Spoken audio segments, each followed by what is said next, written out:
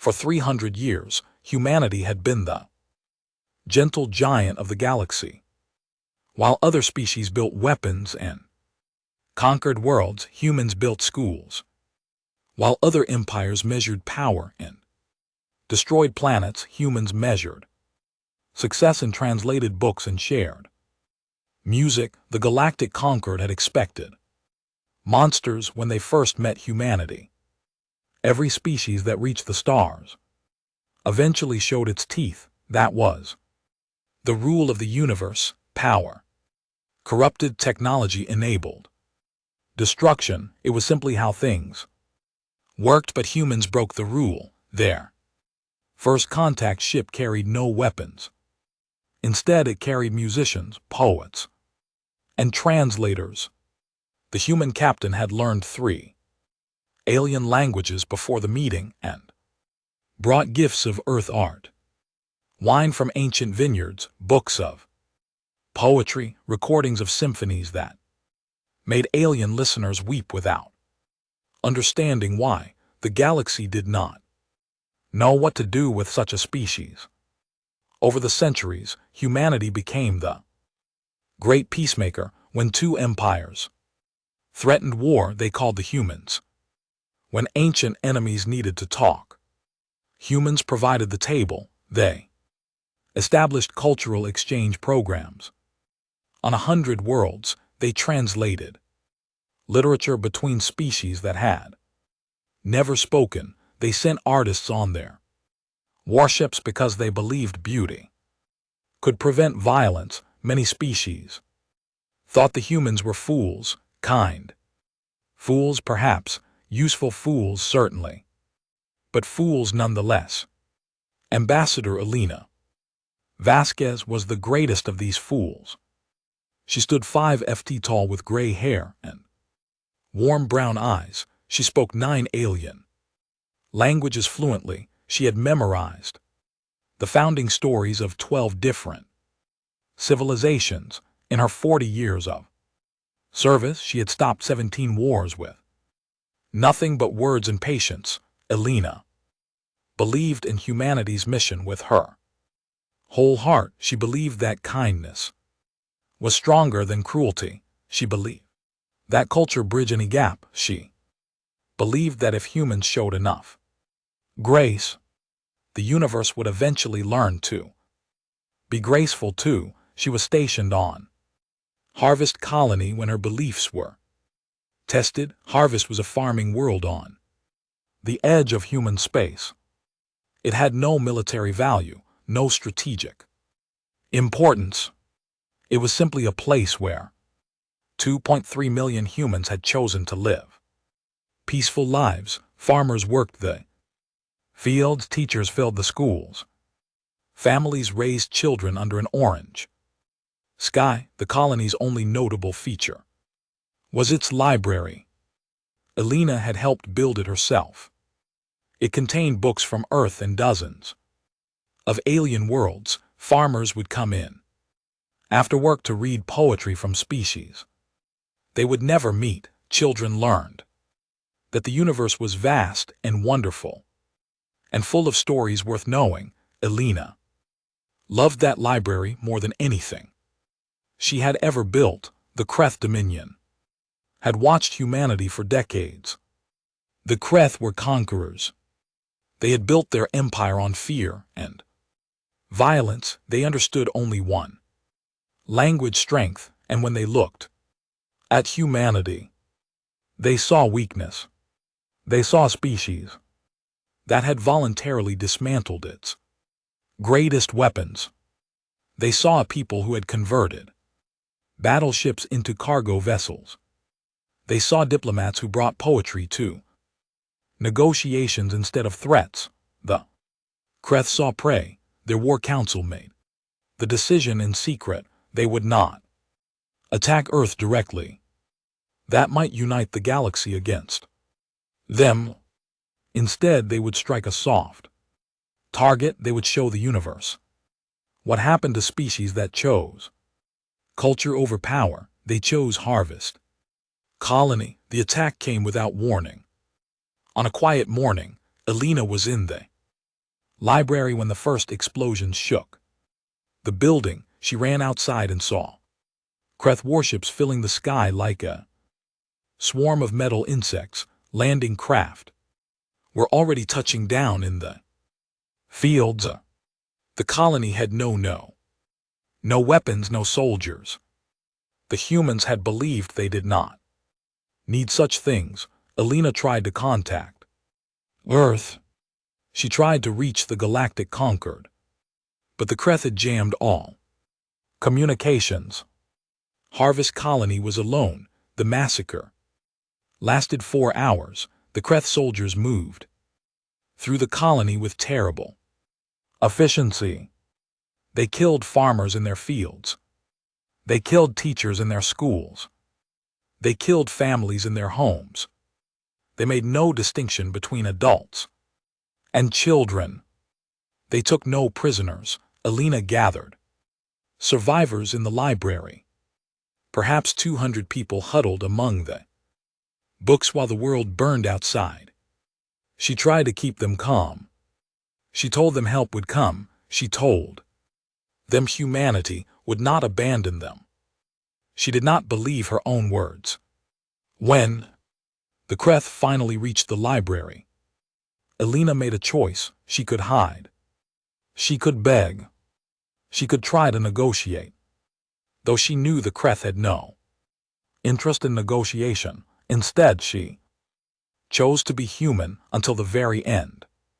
She walked to the library's main hall. The shelves were burning around her. Smoke filled the air.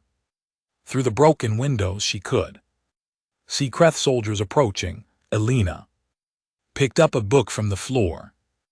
It was a collection of Earth poetry, its cover singed but still readable.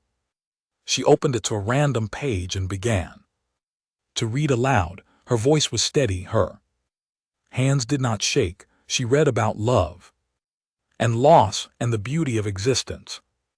She read about humanity's hope for a better universe. She read about kindness as a choice, not a weakness. The Kreth soldiers entered the library. They saw a small, gray-haired woman standing among burning books, reading poetry as if she had all the time in the world. They did not understand. They could not understand. Alina finished her stanza. She looked up at the soldiers with eyes full of sadness but no fear. She had spent her life believing that culture could save humanity. She still believed it even now. The soldiers raised their weapons. In her final moment, Alina Vasquez smiled, not at them, at the words she had just read, at the species she had served, at the belief that kindness mattered, even when it cost everything. The Kreth killed her. They killed the survivors hiding in the back rooms. They burned the library to ash. Then they left behind recording devices. They wanted the galaxy to see what they had done. They wanted every species to understand the price of weakness. The recordings reached Earth 6 hours later. Humanity watched in silence as Harvest Colony died. They saw the farmers cut down. They saw the children murdered. They saw their great library burn. And they saw Alina Vasquez. They saw her stand among the flames and read poetry to her killers. They saw her smile at the end. They heard her final words, though the audio was poor and broken. Something about choice and kindness and what it meant to be human. The galaxy expected humanity to weep. They expected protests and diplomatic complaints. They expected the poets to write sad verses and the musicians to compose mournful songs. They did not expect the silence. For 3 weeks no human ship left port. No human ambassador answered calls.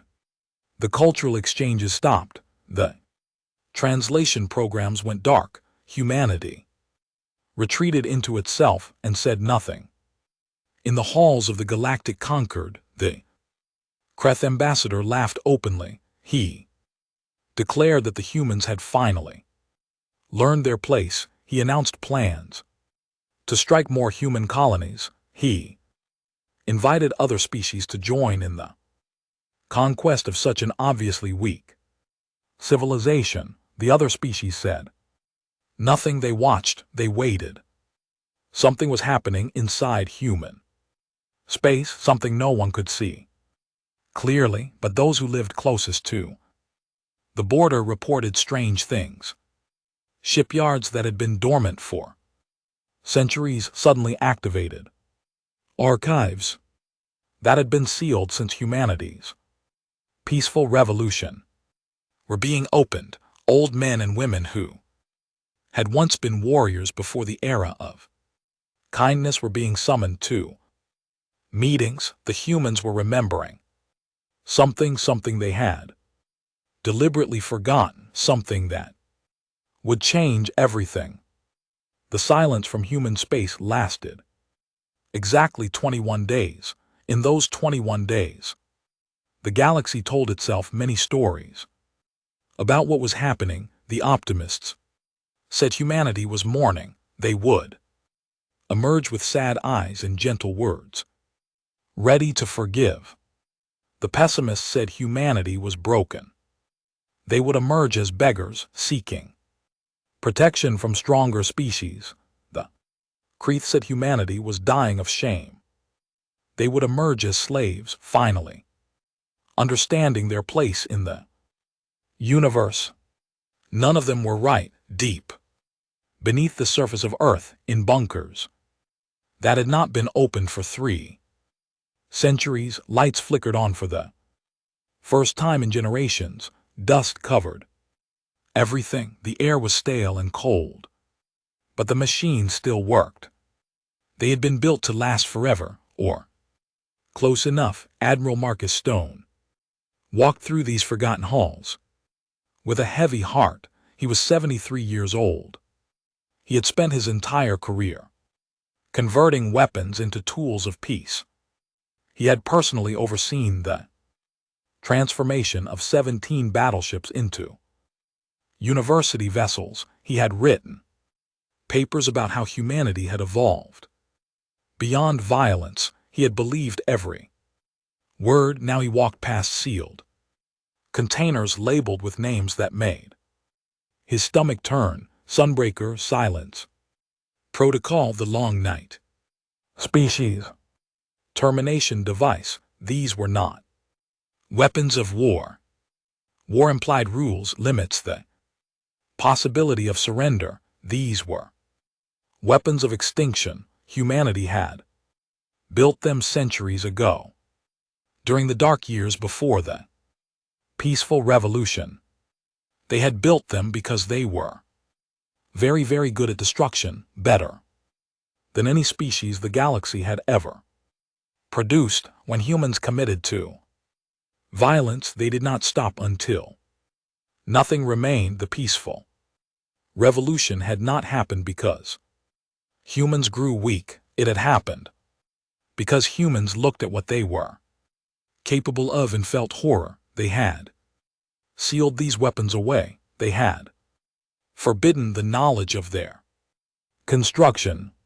They had rewritten their entire civilization around kindness because they were terrified of what they might become if they did not. Admiral Stone stopped before a massive vault door. Behind it lay the complete archives of human military science from the dark years. Weapons that could crack planets, strategies that could exterminate species, technology that made the Kreth's greatest weapons look like children's toys. He placed his hand on the scanner. It read his DNA, his brain patterns, his emotional state.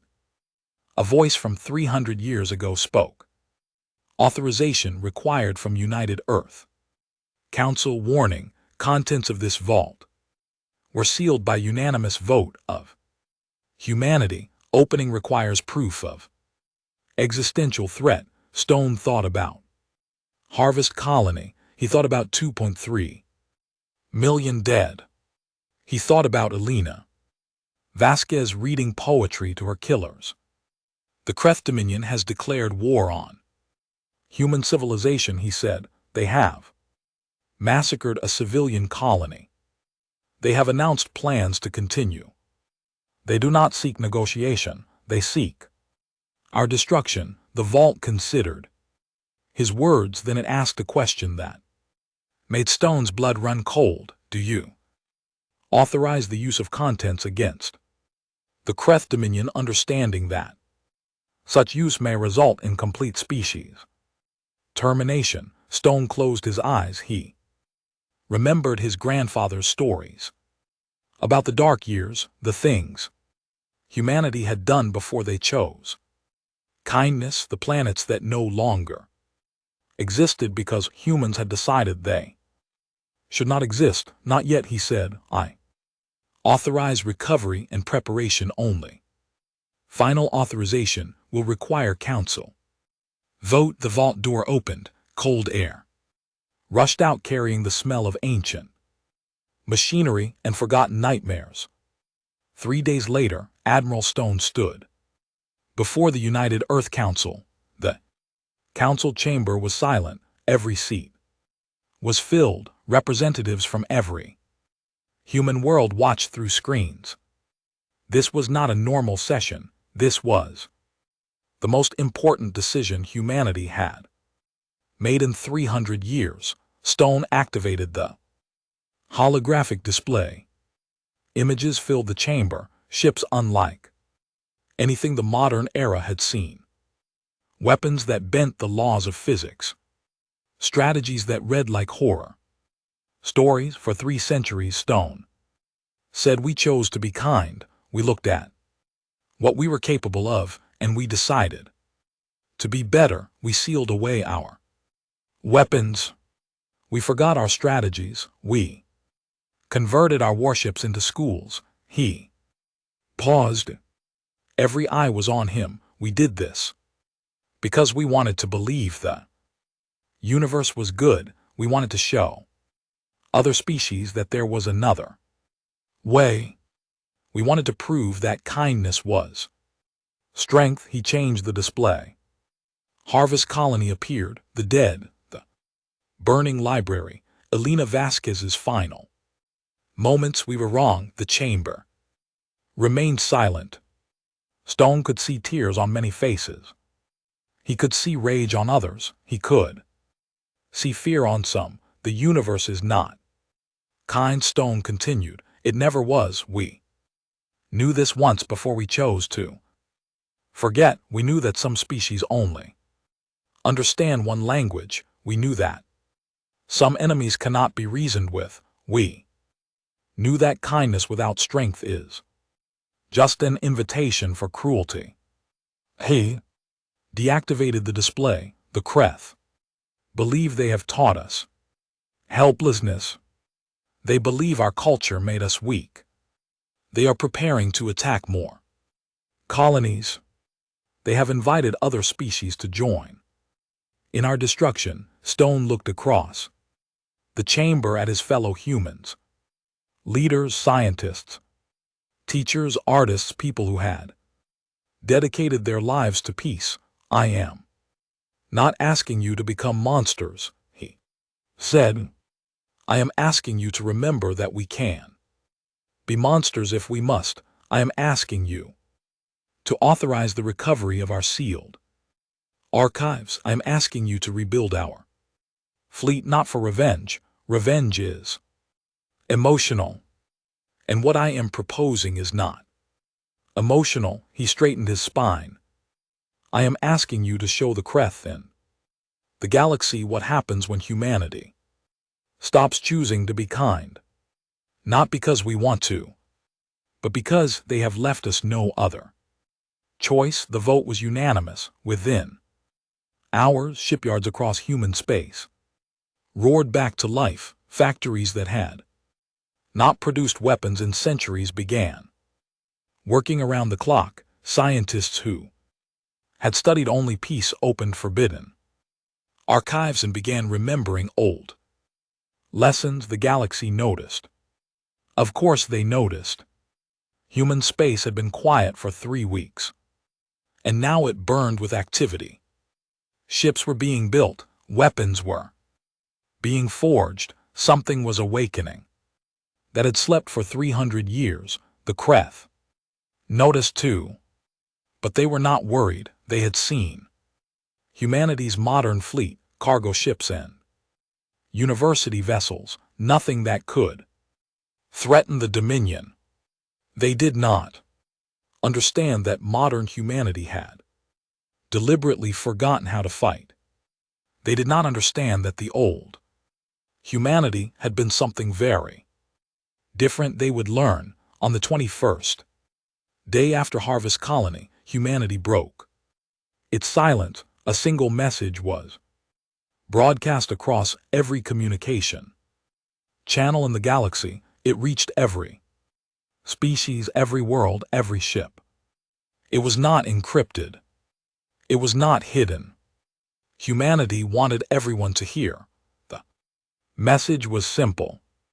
It contained no threats, no demands, no anger. It simply said, "We remember now." 3 words, that was all. But across the galaxy, the oldest species felt something they had not felt in millennia, something ancient and primal, a fear that went beyond logic or reason. They remembered the stories, the old stories from before humanity chose kindness, stories about a species that had nearly destroyed itself with its own capacity for violence, stories about weapons that could unmake stars, stories about a rage so cold and patient that it could wait centuries for satisfaction. The old species began to quietly move their assets away from Kreth space. They knew what was coming.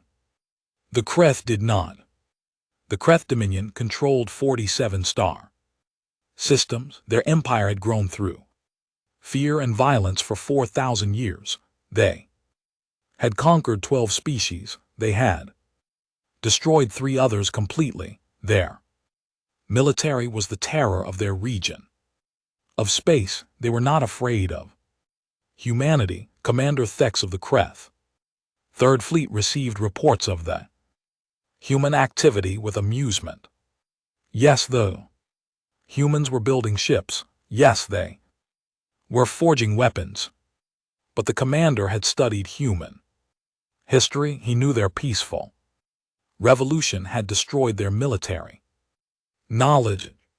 They would have to learn warfare from scratch. It would take them decades to become a threat. By then, the Kreth would control all of human space. Commander Thex ordered his fleet to advance on the next human colony. They never arrived. The fleet of 97 warships entered a region of space known as the Hollow March. It was empty space between star systems. Nothing should have been there. The fleet vanished. No distress calls, no battle reports, no debris. 97 warships carrying 18,000 Kreth soldiers simply ceased to exist. The Dominion sent scouts to investigate. The scouts vanished too. They sent a second fleet larger than the first. This one traveled a different route. They were careful. They watched their sensors with paranoid attention. It did not matter. The second fleet made it further than the first. They actually saw something before they died. Just glimpses on their sensors. Shapes that moved too fast to track. Weapon signatures that their computers could not identify. And then silence. One damaged ship managed to escape. Its crew was dead from radiation exposure, but its recording devices still functioned. The Kreth High Command watched the footage with growing unease. The human ships looked nothing like the cargo vessels and university boats the galaxy knew. These were predators, sleek and dark and bristling with weapons that seemed too bend space around them. They moved with a coordination that suggested a single controlling mind. They struck from angles that should have been impossible, and they showed no mercy. The recordings showed Kreth ships trying to surrender. White flags, open communications offers of negotiation. The human ships destroyed them anyway. Not with anger, not with passion, with the cold efficiency of a machine completing a task. The Kreth High Command realized they had made a terrible mistake, but it was far too late. Across the galaxy, other species watched with a mixture of horror and fascination. The peaceful humans, the poets and diplomats had become something else entirely. Reports came in from Kreth space daily, each one more disturbing than the last. Human ships appeared without warning and vanished without trace. Kreth military installations were destroyed with surgical precision. Supply lines were cut. Communication networks were shattered. The Dominion's mighty empire was being dismantled piece by piece, and they could not even find an enemy to fight. The Galactic Concord called in emergency session. Every species sent observers. They needed to understand what was happening. Ambassador Yin of the Veth Collective had known humanity for 2 centuries. She had studied at their universities. She had danced at their celebrations. She had considered them friends. She did not recognize what she saw now. Human space was dark. The communication channels that had once broadcast art and music and poetry were silent. The cultural exchange programs had been replaced with military logistics. The smiling diplomats had been replaced with cold-eyed officers who spoke in clipped sentences and revealed nothing. Ambassador Yin requested a meeting with the human delegation. After 3 days, she was granted one. Admiral Stone received her in a bare room with metal walls, no art, no music. No comfortable chairs, just a table and 2 seats and harsh lighting. Yin had known Stone before the massacre. He had been a gentle man who loved music and laughed easily. The man before her now had eyes like chips of ice. We need to understand what is happening, Yin said. The Krill are being destroyed. Their fleets are vanishing. Their worlds are going dark. This is not the humanity we knew. Stone was silent for a long moment. The humanity you knew chose to be kind, he finally said. We built our civilization on the belief that the universe would respond to gentleness. With gentleness, we were wrong, but this. Yen struggled for words. This is extermination. You are not fighting a war. You are erasing them. Yes, the simple agreement made Yen's blood run cold. Why, she asked. The Krill attacked one colony. What you are doing is beyond any proportional response. Stone leaned forward. His voice remained calm, almost gentle. Ambassador, when a predator attacks your village, you do not kill only the predator. You find its den. You find its young. You find every member of its species that might threaten your village again, and you make certain they can never hurt anyone else. The Kreth are not animals. They are a civilization. They were a civilization.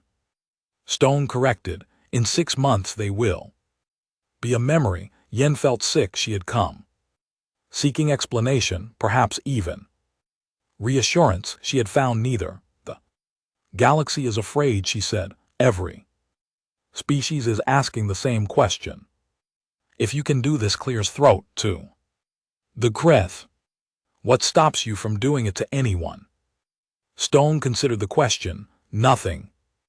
He said, nothing stops us except our Choice not to, that was always true. We simply stopped pretending otherwise. He stood, you knew us as poets and diplomats, you knew us as teachers and artists, you thought that was all we were, you thought our kindness meant we were incapable of cruelty. He walked to the door, we were kind because we chose to be. The Kreth taught us that some situations do not allow for kindness.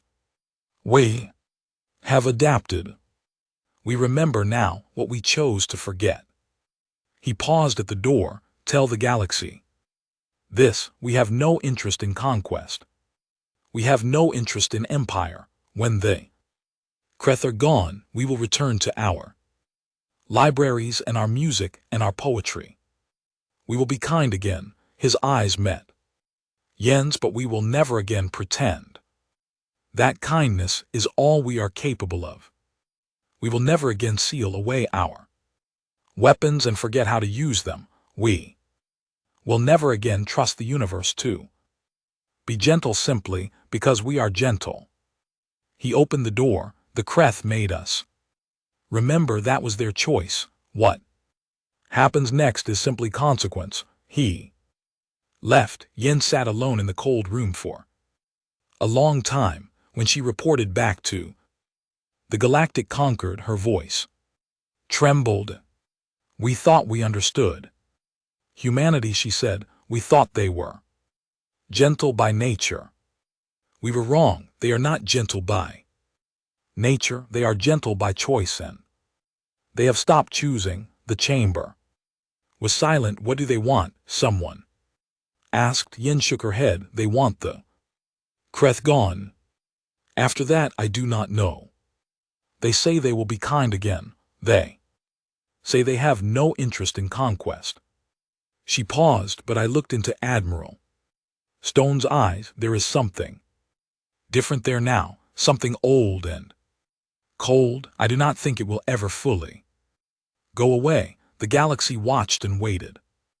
And in the dark spaces between stars, human ships continued their cold work, erasing an empire that had dared to teach them that kindness was weakness. The lesson would not be forgotten by anyone. The Kreth homeworld had never been attacked in 4,000 years of conquest and violence. No enemy had ever reached the heart of the Dominion. The homeworld sat protected by 17 defensive rings. Each ring contained thousands of weapons platforms, automated defense systems, and patrol fleets. The combined firepower could destroy an invading armada 100 times over. Beyond the rings, the home fleet waited. 3,000 of the most powerful warships the Kreth had ever built. They had never known defeat. They had never even been seriously tested. The Kreth leadership retreated to this fortress as their empire crumbled. They watched system after system go dark. They received no reports from their outer fleets. Their mighty empire was being erased from the edges inward, and they could not stop it. But they believed the homeworld was safe. Nothing could break through 17 defensive rings. Nothing could defeat the home fleet. The humans might destroy everything else, but the heart of the Dominion would survive. They were wrong about many things. This was their final mistake. The human fleet arrived on a quiet morning. Sensors detected them first. Thousands of ships emerging from faster than light travel just beyond the outer defensive ring. The Kreth military responded immediately. Weapons powered up. Fleets moved into position. Defensive rings activated their automated systems. Then the sensors updated their count. 17,000 human ships, almost 6 times the size of the home fleet. The Kreth commander felt the first touch of true fear. Where had these ships come from? Human space could not have produced such a fleet in mere Months this was impossible, he did not understand that humanity had built these ships centuries ago. They had been stored in hidden facilities across human space, waiting for a day that most humans hoped would never come. In 3 months they had simply been awakened. But the commander rallied his courage. Numbers were not everything. The defensive rings would thin the human fleet. The home fleet would finish them. The home world would survive. He gave the order to engage. The battle for the outer ring lasted 4 hours. It should have lasted days. The defensive platforms fired everything they had. Thousands of missiles, billions of energy beams, weapons that could crack moons. The human ships danced through it. Oh, they moved with perfect coordination, as if guided by a single mind. They exploited weaknesses in the defensive grid that the Kreth did not know existed. Their weapons cut through armor that should have been invincible. They did not fight like a military force. They fought like surgeons. Removing a tumor, the outer ring fell. Then the second ring, then the third. By the time the humans reached the inner rings, the Kreth commander understood that the battle was already lost. His forces had destroyed perhaps 200 human ships. They had lost half their defensive capacity. He ordered a retreat to the final ring. He sent desperate messages to any ally who might listen. He prepared the home fleet for a last stand. Then the humans did something unexpected. They stopped. The human fleet hung in space just beyond the final defensive ring. They did not advance. They did not fire. They simply waited. The Kreth commander did not understand. They had the advantage. Why stop? A communication request came through. The commander accepted it with shaking hands. Admiral Stone's face appeared on the screen. He looked tired, sad even, but his eyes were cold and steady. Commander Stone said, "I want you to understand what is about to happen." Kreth commander found his voice. "You cannot break the final ring. Even your fleet is not powerful enough. We are not going to break the final ring." Commander blinked. "Then what? Look at your star."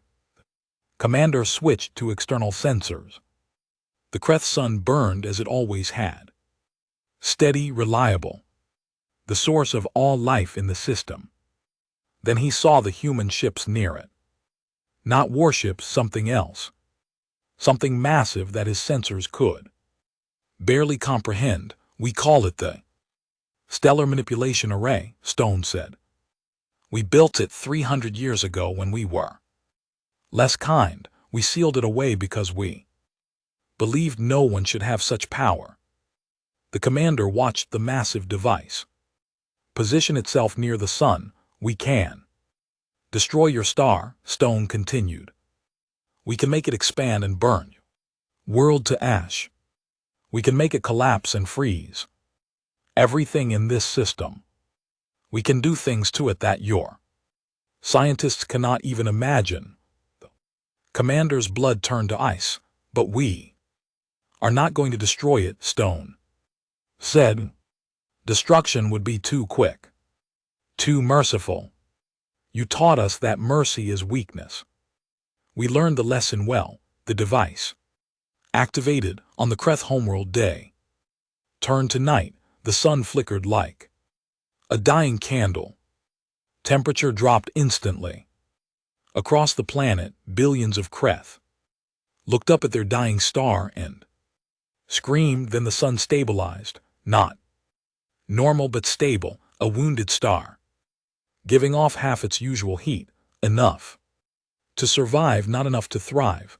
"We wounded your sun," Stone said. "Your world will survive. Your people will survive, but your crops will fail. Your industries will struggle. Your civilization will spend the next century simply trying to stay alive. Commander could not speak. This is not revenge, Stone said. Revenge is emotional. This is simply consequence. You taught the galaxy that kindness is weakness. We are teaching the galaxy that attacking humanity is extinction. He paused. Your fleets are destroyed.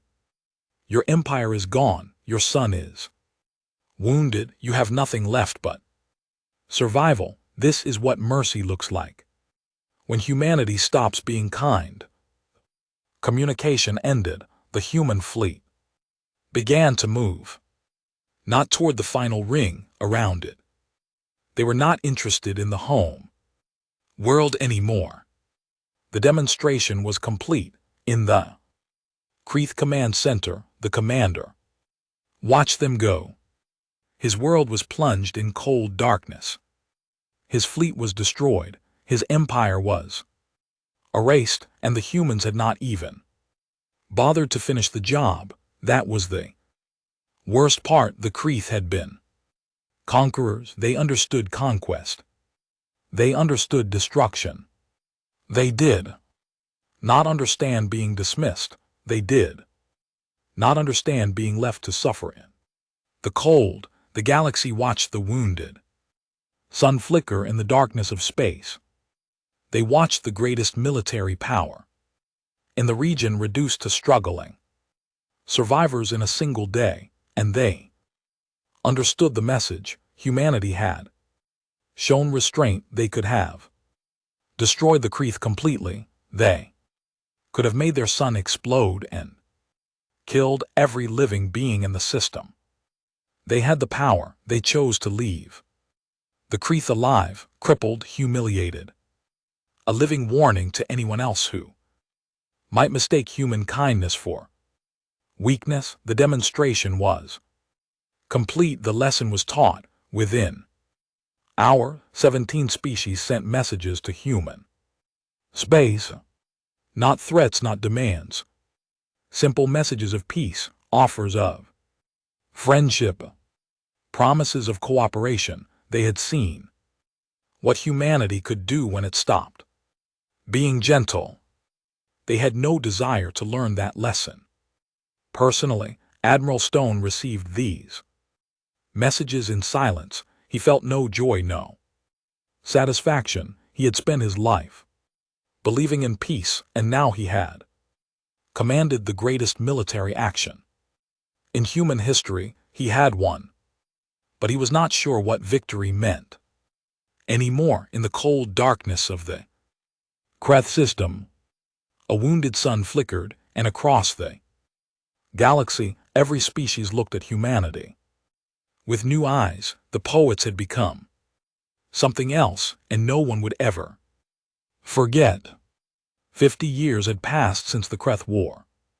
The galaxy called it a war, though it had lasted only 6 months, and only one side had truly fought. The Kreeth Dominion was gone. Their empire was dust.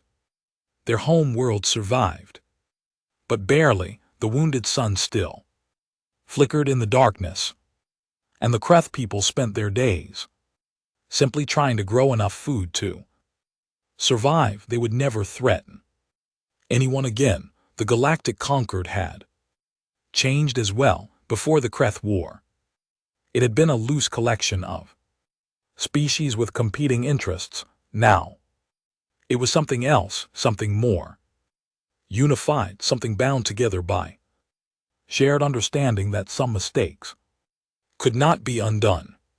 The emergency session that followed the war had drawn representatives from every known species, even the ancient ones who had not participated in galactic politics for millennia, even the distant ones who barely acknowledged other civilizations existed. They all came because they needed to understand what humanity had become. Admiral Marcus Stone stood before them. He was older now, his hair fully white, his face lined with years of difficult decisions. Behind him, holographic displays showed the remnants of the Kreeth Dominion.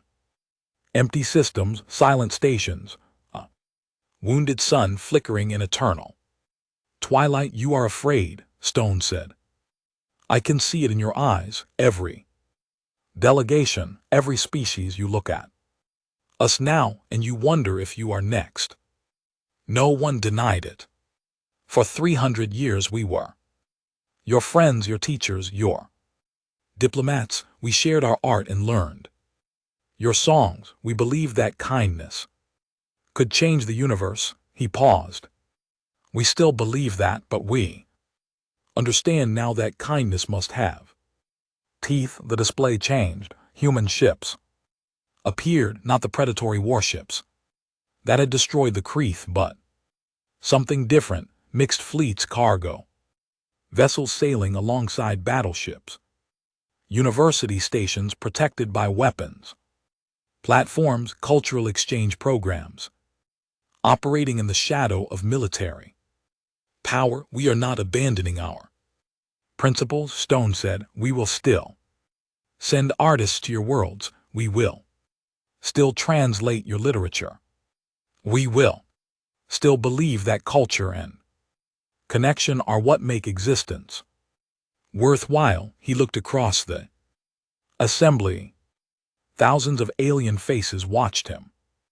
Some with fear, some with respect, some with something that might have been hope. But we will never again pretend that kindness is all we are capable of.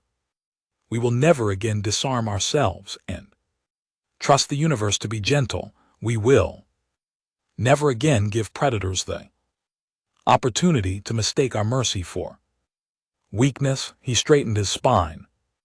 This is humanity's new doctrine. We offer the galaxy two choices. The first choice is friendship. Be our friends and we will share everything we have, our science, our art, our technology, our protection. We will move stars to help those who stand beside us. His voice hardened.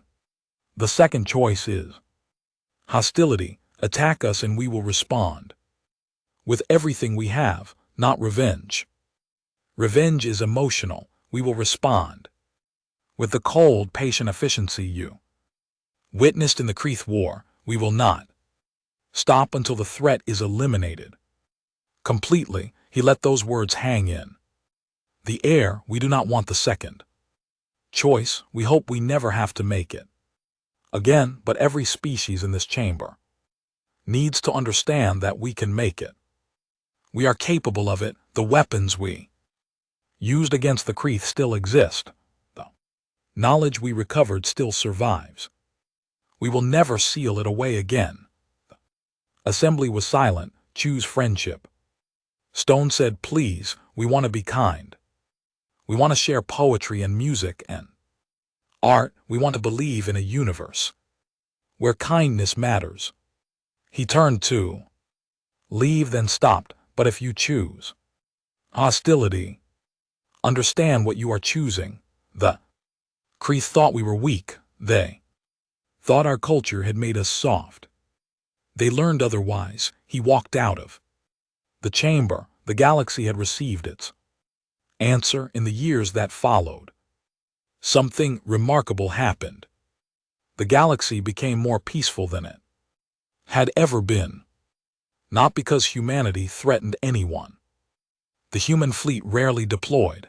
The terrible weapons gathered dust in hidden facilities, but everyone knew they existed. Every species that considered aggression looked at the flickering sun in Kreeth space and reconsidered. Every empire that thought about conquest remembered what happened to the last empire that attacked humanity.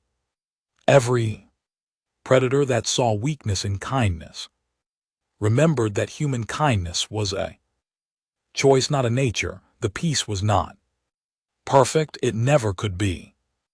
But it was better than anything that had come before, and humanity returned to its old ways. Mostly, the cultural exchange programs resumed, human artists traveled to distant worlds, human translators learned alien languages. Human diplomats helped negotiate peace. Treaties, the libraries reopened. The universities accepted students from across the galaxy, but there were differences. Every human ship now carried weapons. Every university station had defense capabilities. Every cultural exchange came with a quiet understanding that humanity would protect its own. The smiles were still warm, the poetry was still beautiful, the kindness was still genuine, but behind it all was something harder, something that had not existed before. The Kreth War, humanity had learned to be kind and dangerous at the same time. On Harvest Colony, a memorial stood where 2.3 million humans had died. Black stone carved with names. A flame that never went out, a place where humans came to remember what kindness had cost them. Beside the memorial, they had rebuilt the library. Larger than before, more beautiful, it held books from 100 worlds. Children came to read stories from species they would never meet. In the center of the library, a special room held a single item. A book of Earth poetry, its pages still scorched from the fire that had killed Ambassador Elena Vasquez. Beside it was a plaque with her final words, recovered from the broken recordings of that terrible day. We choose to be kind. Never forget that it is a choice. The words meant something different now than they had when she spoke them. She had meant them as a statement of principle, a belief that kindness was strength. Now they meant something else. They meant that kindness was possible only when you had the power to be cruel. They meant that gentleness was meaningful only when backed by strength. They meant that humanity's choice to be kind was not weakness but discipline. Ambassador Yen of the Veth Collective visited the library on the 50th anniversary of the Kreth War. She had known Elena Vasquez. She had admired her belief in the power of culture. Yen stood before the scorched book and the plaque and felt tears on her face. She mourned for the woman who had died, reading poetry to her killers. She mourned for the innocent humanity that had died with her, but she also understood Elena had been right. Kindness was a choice, but she had been wrong too. Kindness without strength was just an invitation for cruelty. The galaxy had taught humanity that lesson, and humanity had learned it perfectly. As Yen left the library, a human child ran past her laughing. The child carried a book of alien poetry, excited to read stories from a species on the other side of the galaxy. The child's parents followed, smiling and gentle and kind, just like the old humanity. But on the father's belt was a small device, a communicator that could summon help in moments, a connection to a fleet that could crack planets and wound stars. Kind and dangerous, gentle and powerful. Poets with teeth, that was humanity now. That was what the Kreth had created when they taught the universe that kindness was weakness. Perhaps it was better this way. Perhaps the galaxy needed to know that some species could choose to be gentle. Perhaps peace required the possibility of violence. Yin did not know. She was not sure anyone knew, but she knew one thing: the warning that had been added to every diplomatic protocol in the galaxy, the words that every ambassador taught to every student, the lesson that no species would ever forget: humans are wonderful friends. They will share everything they have, their art, their science, their love of existence, but do not make them remember what they used to be. You will not survive what they become. The galaxy had learned.